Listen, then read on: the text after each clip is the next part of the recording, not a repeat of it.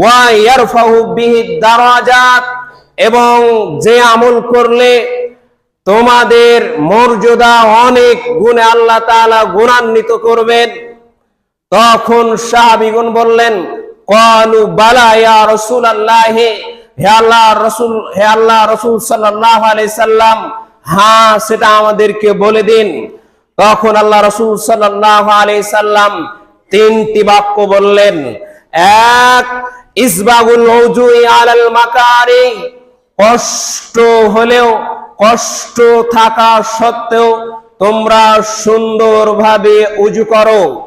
দুই, ওয়া কাসরাতুল খুতা ইলাল মাসাজিদ, এবং তোমরা মসজিদের দিকে বেশি বেশি পদাচরণ করো। তিন, ওয়ান্তিজারুস সালাহ বাদাস সালাহ, এক সালাতের পর আরেক সালাতের জন্য অপেক্ষা করো। ফাযালিকুমুর রিবাত, এটাই হচ্ছে শয়তানের বিরুদ্ধে যুদ্ধ করার একটা অংশ। বলেন সুবহানাল্লাহ।